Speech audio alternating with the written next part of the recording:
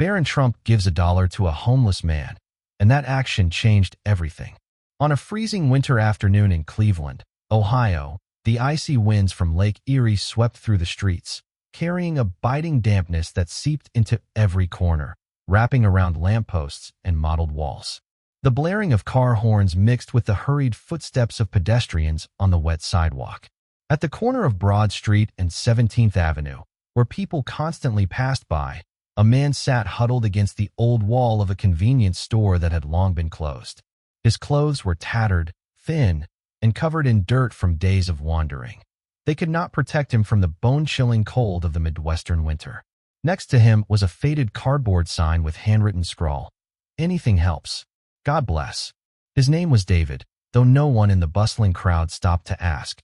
At 42, David had been homeless for nearly a year, the result of a series of misfortunes: losing his job at the steel mill, declining health, and finally losing the home that was once his haven.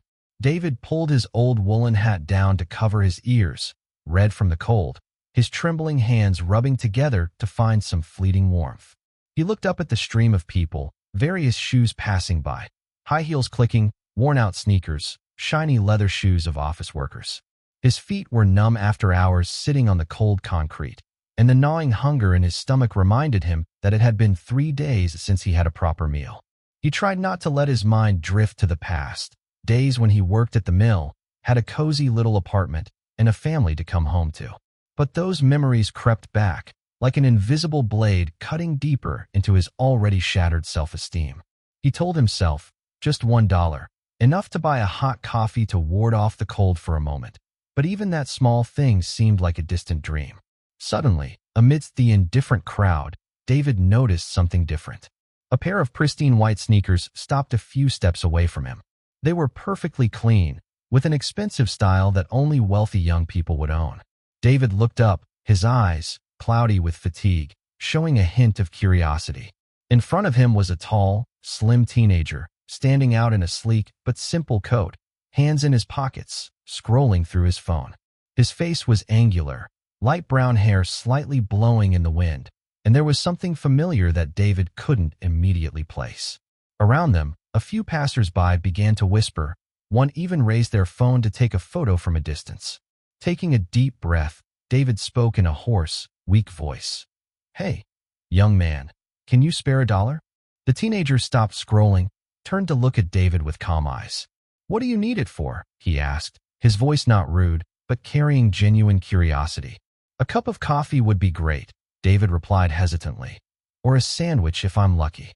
The boy stepped closer, his gaze focused as if David was the only person that existed in this noisy street corner. "What's your name?" he asked next. "David," he replied, his voice trailing off.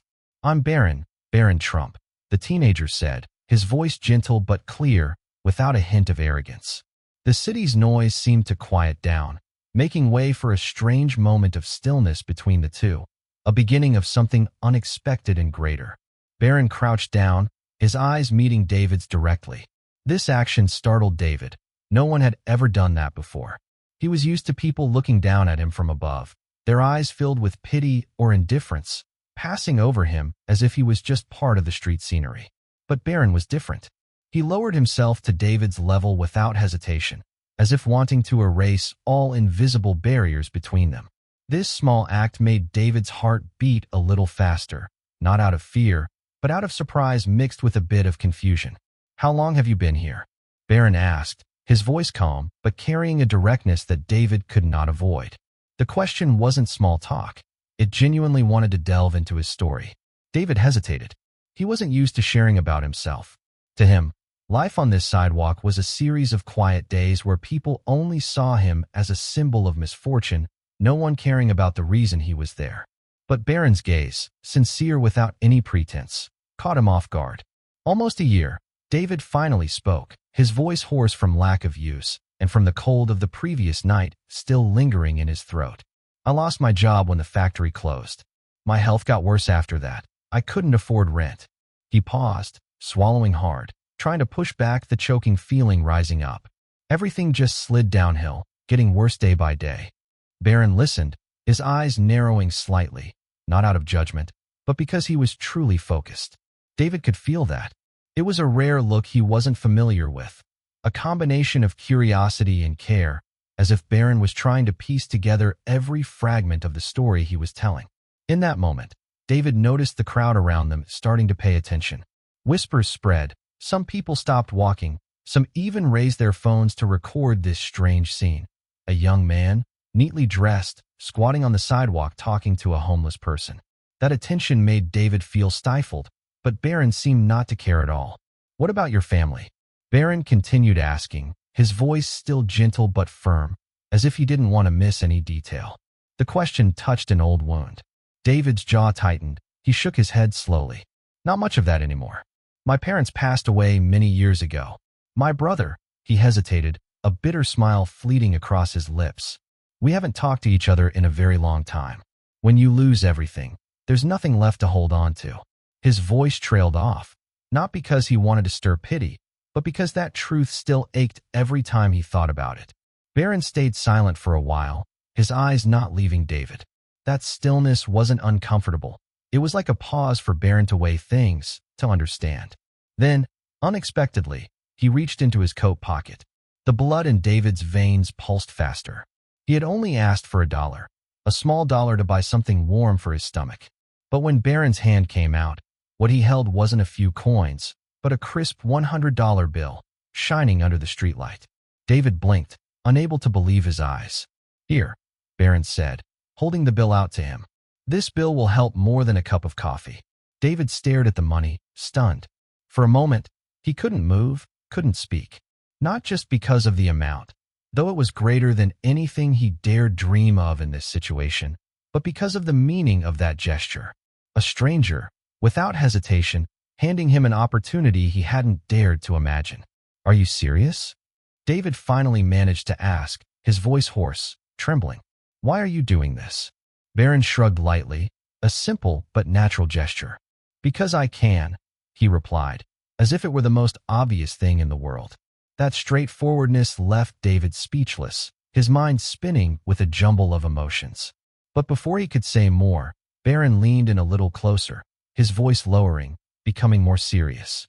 "But listen," he said, "it's not just about the money. I want you to promise me something." "What?" David asked, his hand unconsciously gripping the bill tightly, as if afraid it would vanish if he let go. Barron's expression changed, his eyes growing sharper, carrying an indescribable determination. "If I help you today, then tomorrow you have to help yourself. Deal?" Those words struck David like a blow to the chest. He felt a lump rise in his throat, his eyes stinging.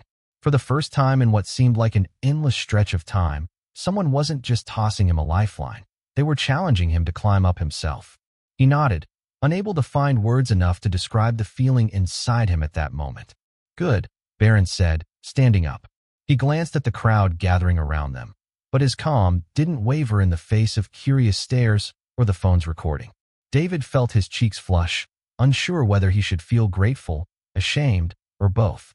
Barron reached into his pocket again, this time pulling out a pen and a small notebook. He wrote something quickly, tore off a sheet of paper, and handed it to David. "Go to this address tomorrow morning," Barron said. "They'll help you. Tell them Barron sent you." David took the paper, his hand trembling slightly as he opened it. It was the address of a community support center he had heard of, but never had the courage to seek out. He looked up at Barron, wanting to say thank you, but his throat felt like it was being squeezed. Instead, he just nodded, his eyes blurring with the tears he was trying to hold back. Barron smiled lightly, a subtle but warm smile. "You have more strength than you think," he said, then turned and walked away, merging into the crowd on the street. The crowd parted to let him through, the whispers growing louder. David sat there, clutching the paper and the money tightly, feeling a small but intense spark of hope igniting in his heart, something he thought he had lost long ago. David unfolded the paper, his hands trembling slightly as he read the address written in neat handwriting. Hope Outreach Resource Center, a local shelter and resource center he had heard of. He knew it was a place that supported the homeless with job programs, counseling, and healthcare. But throughout his long time living on the streets, he had always been too proud or too ashamed to set foot there. He was afraid to admit that he needed help, afraid to face the reality that his life had fallen apart. Yet now, Holding the paper in his hand, he felt a small but powerful spark of hope igniting in his heart. Barron stood there, his eyes not leaving David, his voice firm. "I will make sure they are expecting you." The atmosphere around them seemed to change. It was not just a simple act of kindness. It was a promise, an opportunity to start over. David clutched the paper and the $100 bill Barron had just given him, feeling like a fragile, flickering lantern trying to illuminate a world he thought was forever plunged into darkness. Somehow, he sensed that this was just the beginning. David sat down on the curb, staring at the money and the note as if they were alien objects from another planet.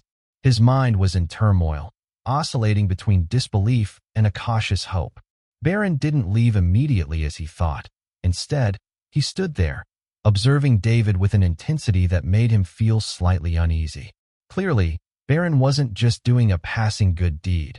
He was waiting for something, perhaps a commitment or acknowledgement from David. David cleared his throat, his voice trembling. Why do you care? You don't even know me." Barron tilted his head slightly, a subtle smile crossing his lips. "Because everyone has a story, David. Your story hasn't been fully told yet." He paused, glancing at the crowd starting to gather around them, then continued. "And honestly, if I'm in a position to do something good, why wouldn't I?" Those words hit David unexpectedly. He had heard too many empty platitudes during his years of hardship, but Barron's tone carried a sincere weight that made him ponder. However, doubt still gnawed at him. The harsh years had taught him that nothing in this world is free. "You don't owe me anything," David said, his voice now steadier. "I've been on the streets long enough to know that people don't stop to help without expecting something in return." Barron leaned down, level with David's eyes. "I don't expect anything," he said, his voice gentle but firm. "But I believe that small actions can lead to big changes." He gestured toward the paper in David's hand. "There, they have resources, job programs, counseling, whatever you need. All I ask is that you go there." David swallowed hard, feeling a lump rising in his throat. He glanced at the paper again, the address written clearly like an invitation. He wanted to believe this was a real opportunity, but years of failure had hardened his heart. "And what if I can't do it?" he whispered, his voice faltering. "What if I mess up again?" Barron smiled faintly, shaking his head. "Everyone makes mistakes, David. But giving up, that's the only way you truly fail." Those words were simple but powerful, striking David hard before he could prepare himself. In that moment, the city's noise seemed to fade, and all he heard was the quiet belief in Barron's voice. The crowd around them was growing, phones raised to record. A whisper spread, "That's Barron Trump." David looked around, anxiety rising. He wasn't used to being the center of attention, and the weight of dozens of eyes made him feel suffocated. But Barron seemed unfazed. He even appeared comfortable under the pressure, his calmness contrasting sharply with David's restlessness. "Ignore them," Barron said gently, as if reading David's thoughts. "This is between you and me right now. No one else matters." Those words were like a cool breeze, easing some of David's tension. For the first time in a long while, he didn't feel invisible. Someone was truly seeing him, listening to him, and caring enough to help. "Okay," he finally said, his voice calmer. "I'll go." Barron's expression softened, a genuine smile spreading across his face. "That's all I wanted to hear." He stood up, brushed off his knees, and glanced at the crowd. "And David," he said louder, as if wanting everyone to hear, "you have more strength than you think. Don't forget that." David blinked, overwhelmed with a mix of gratitude and shame. He wanted to say something, thank you, sorry, or anything, but the words wouldn't come. Instead, he just nodded, clutching the paper in his hand like a lifeline. As Barron turned to leave, the crowd parted to let him through, the whispers growing louder. David watched his figure blend into the crowd, feeling a glimmer of hope in his heart, something he thought he had lost long ago. He looked down at the paper, realizing that this might be the first step to reclaiming his life. The next morning, David stood in front of a modest brick building in a quieter corner of Cleveland.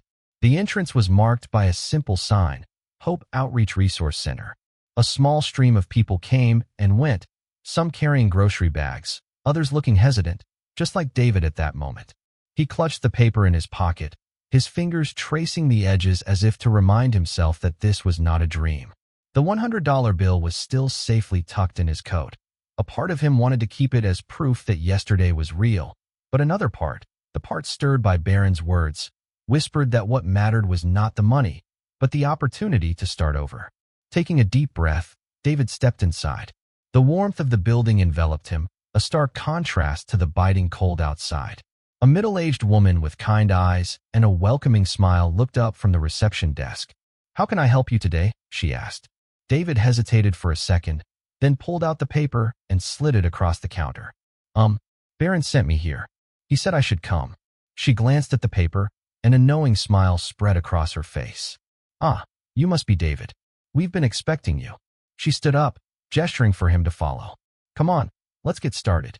The next few hours passed in a whirlwind of emotions and information. David met with a social worker who listened to his story without judgment, outlining a plan to help him get back on his feet. They arranged a temporary bed for him at the shelter, scheduled a doctor's appointment to address his health issues, and connected him with a job training program. It was overwhelming, but for the first time in years, David felt like the broken pieces of his life were being picked up and carefully put back together. That evening, sitting on the edge of his bed in the shelter, David reflected on the events of the past 24 hours. The kindness of a stranger, the offer of help, the feeling of being seen. It all felt like a dream. He thought about Barron's words, about the promise he had made to himself, to help himself. He knew the road ahead wouldn't be easy, but for the first time, David believed it was possible. Meanwhile, outside the shelter, Barron Trump's act of kindness toward David had begun to spread far beyond what either of them could have imagined. A video of their interaction, captured by a passerby, had quickly gone viral on social media platforms. Headlines in newspapers and on the internet unanimously praised the young Trump heir for his unexpected generosity. In the footage, Barron was seen crouching beside David, handing him money and speaking words of sincere encouragement. The image had touched the hearts of millions of viewers. Some skeptics claimed it was just a publicity stunt, while others saw it as a rare display of genuine compassion from someone in a position of privilege. Despite the differing opinions, one thing was undeniable. The video had captured a raw, powerful moment that evoked empathy and inspiration from all walks of life. David, at this point, was completely unaware that his story was becoming the center of a national conversation. He was too busy focusing on the next steps in his new life, attending his first counseling session, filling out job applications, and learning to trust himself again, day by day. Each night, as he lay on the small bed in the shelter, David felt the burden of his years of hardship lighten just a little. He knew that somewhere out there, the young man who had stopped to help him was creating waves of change. But for David, what mattered most was each passing day, fulfilling the promise to help himself that he had made to Barron. By the end of the week, David began to notice subtle changes, not only within his soul, but also in the world around him. At the shelter, the staff treated him with a kindness he hadn't felt in years. They didn't just provide practical support like hot meals or clean clothes. They also offered words of encouragement, reminding him that his story wasn't over yet. News of David's journey spread quietly within the shelter community. Others, those also silently struggling with their hardships, began approaching him. They drew inspiration from his willingness to take that first step. "If you can do it, maybe I can too," one man said, giving David a light pat on the back. That simple gesture filled him with a strange sense of pride, an emotion he thought he had lost long ago. However, outside the shelter, David's story was no longer quiet. The video of his conversation with Barron Trump had exploded on social media, garnering millions of views in just a few days. Major news outlets began covering it, analyzing every detail of the story. Commentators debated fiercely, was Barron's act truly heartfelt or just a clever performance? Meanwhile, viewers across the country shared their feelings through online posts. One tweet read, "Privilege with purpose. This is how you use it for good." Another user commented, "It's sad that kindness like this is so rare it shocks us, but props to Barron for showing it's possible." David first learned of this attention when a staff member at the shelter showed him the video. Seeing himself on the screen, with sunken eyes and a defeated posture, David experienced a strange mix of emotions: shame for his past, gratitude for the new opportunity, and a glimmer of hope he couldn't yet name. He barely recognized the man in the video, a painful reminder of how far he had fallen, but also proof that he could rise again. Meanwhile, Barron Trump chose to remain silent amidst the growing attention. He declined all interviews, avoided making public statements, and ignored the noise online. For Barron, this wasn't about enjoying praise. It was about David and others like him. Behind the scenes, Barron quietly ensured that the Hope Outreach Resource Center, David's shelter, received a substantial donation to expand its support programs, bringing opportunities to even more people. The video didn't just inspire, it sparked a real movement. People across the country began sharing their own acts of kindness, tagging them with hashtags like #KindnessChallenge and #PayItForward.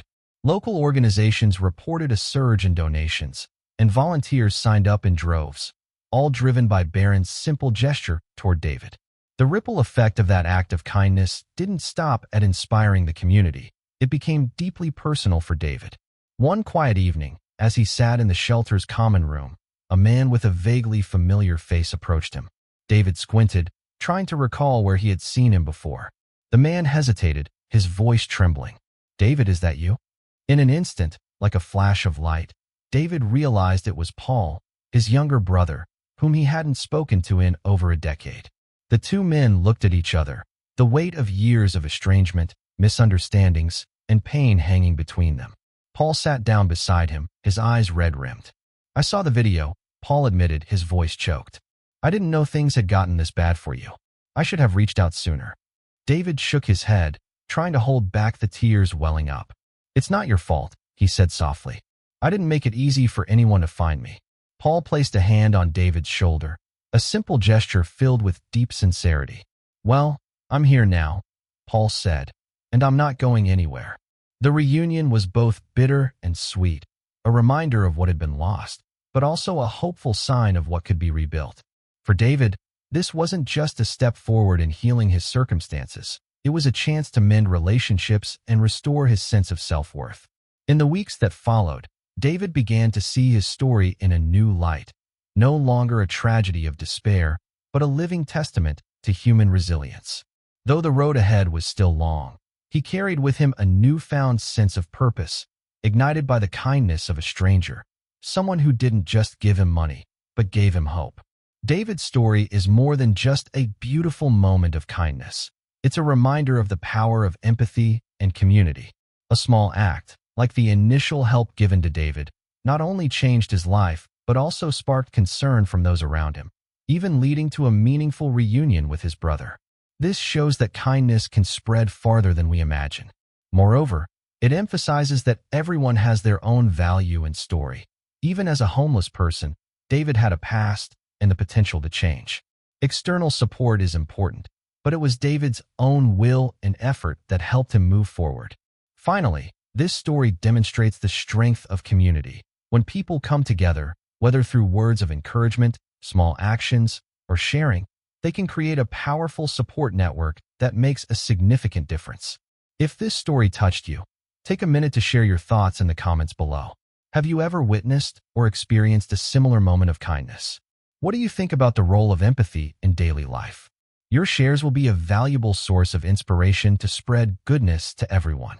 If you love meaningful and heartwarming stories like this, please subscribe to our YouTube channel to stay updated on upcoming content. Together, we can build a community full of inspiration and empathy. Thank you for joining us.